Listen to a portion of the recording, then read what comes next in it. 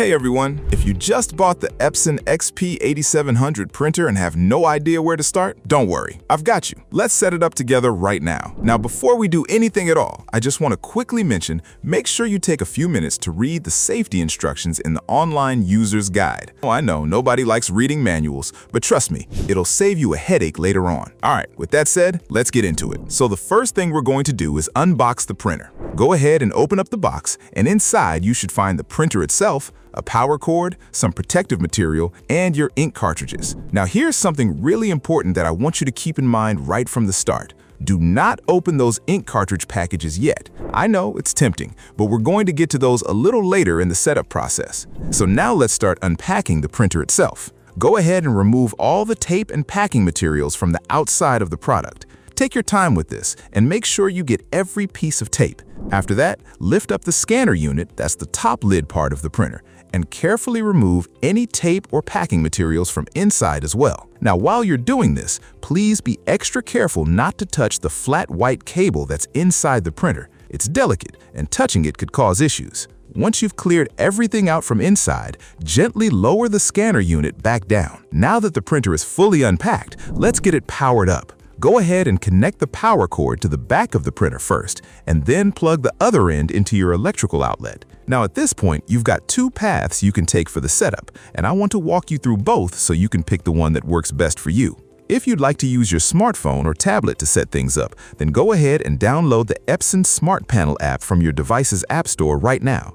Just search for Epson Smart Panel and install it, but don't open or launch the app just yet. Then press the power button on the printer to turn it on, and once it's on, go ahead and launch the app and simply follow the step-by-step instructions it gives you. It's really straightforward and makes the whole process super easy. On the other hand, if you'd rather not use a mobile device and prefer to set things up manually, that's completely fine too. Just keep watching and we'll go through every single step together right here. So let's continue with the manual setup.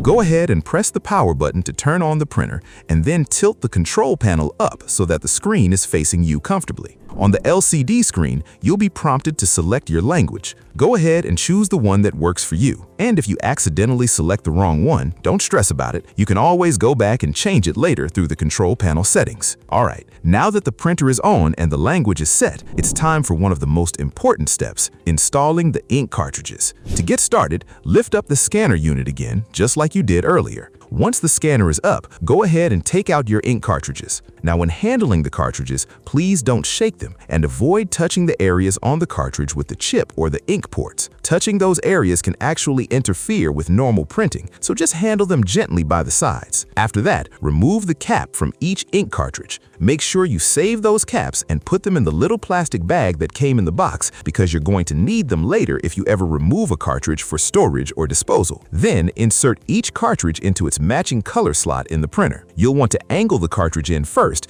and then press it down firmly until you feel and hear it click into place. Do this one by one for all the colors until they're all securely installed. Once every cartridge is in, go ahead and gently lower the scanner unit back down. Now on the printer screen, you'll see an option to select Installed. Go ahead and tap that. After that, the printer is going to start charging the ink, and this process takes around 10 minutes. You'll know it's done when a completion message appears on the LCD screen. Now this is really important. During those 10 minutes, please do not turn off the printer and do not lift the scanner unit. If you do, you'll end up wasting ink, and nobody wants that. So just let it do its thing and wait for it to finish. Once the ink charging is complete, the printer will walk you through adjusting the print quality. But to do that, you're going to need paper loaded in first. So let's take care of that right now. Loading paper is pretty simple. Start by lowering the front cover of the printer. Then pull out a cassette. Now the printer has two cassettes. Cassette 1 is at the very bottom, and cassette 2 sits just behind the front cover.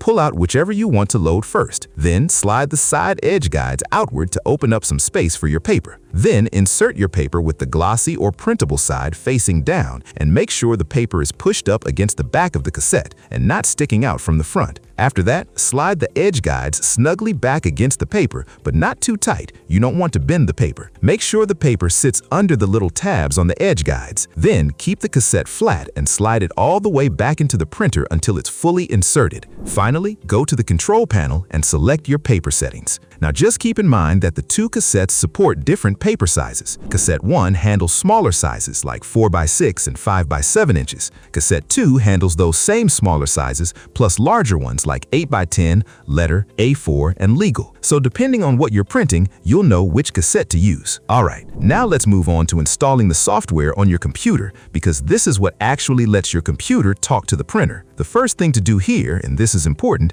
make sure your printer is still not connected to your computer just yet. If you're on Windows and you see a Found New Hardware screen pop up, click Cancel and disconnect any USB cable right away. Then either insert the product CD if you're on Windows and have a CD drive, or head over to epson.com/support/XP-8700 to download the latest software package. After that, run the installer and just follow along with the on-screen instructions to get the setup program going. Then, when you reach the screen that says Select Your Connection, you'll have two options to choose from. If you want a wireless connection, which most people do, the software installer will usually try to set up your wireless connection automatically. If for some reason it doesn't work automatically, don't worry, you can simply enter your network name, which is your SSID, and your Wi-Fi password manually and it'll connect just fine. On the other hand, if you'd rather not use a wireless connection and prefer to set things up manually with a USB cable, that's completely fine too. Just keep watching and we'll go through every single step together right here. And just like that, your Epson XP-8700 is completely set up and ready to go. I really hope this video made the whole setup process feel simple and stress-free for you. If it did,